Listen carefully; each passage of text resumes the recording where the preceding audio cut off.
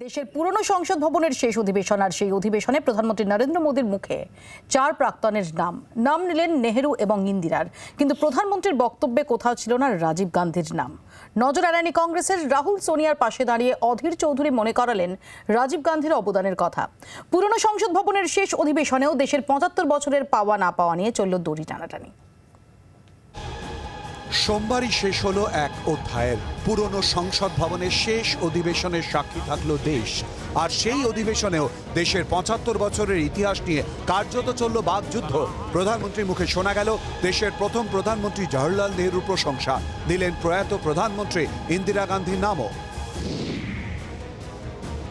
नेहरू जी के योगदान का गौरव गान अगर इस सदन में होता है, कौन सदस्य होगा जिसको ताली बजाने का मन न कर जाए।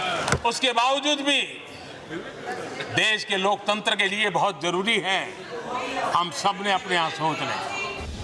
নেহরুর প্রশংসা করলো প্রধানমন্ত্রীর মুখে ফের উঠে এলো ইন্দিরা জমানায় এমার্জেন্সি এবং মনমোহন জমানায় ক্যাশ ফর ভোট প্রসঙ্গ।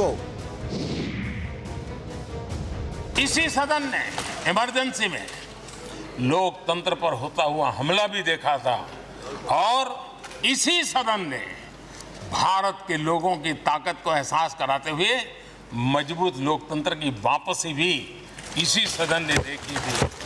वो राष्ट्रीय संकल्प भी देखा था। इसी सदन में मनमोहन जी की सरकार कैश फॉर वोट को भी, उस कांड को भी सदन ने देखा है।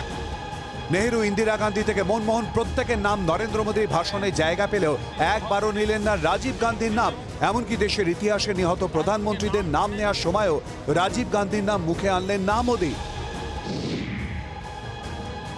ये सदन दर्द से भर गया जब देश को 3 अपने प्रधानमंत्री उनको अपने कार्यकाल में ही खोने की नौबत आई, नेहरू जी, शास्त्री जी और इंदिरा जी।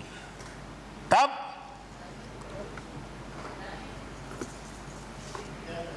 ये सदन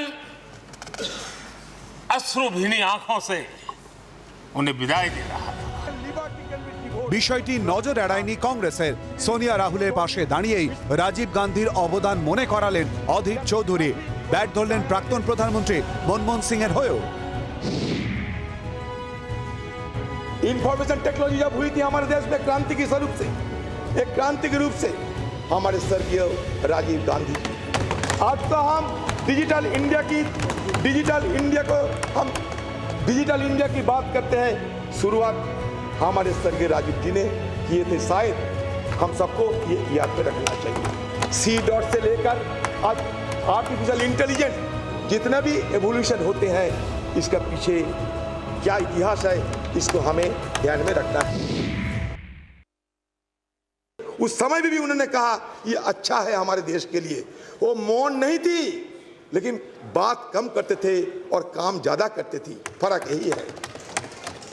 বিশেষ অধিবেশনের প্রথম দিনে আলোচ্য বিষয় ছিল উন্নত ভারত গড়া। সেই আলোচনা মোড় নিল কৃতিত্ব নিয়ে তরজায়। পুরনো সংসদ ভবনের অধিবেশনের শেষ দিনেও সেই কৃতিত্ব নিয়েই চলল তরজা।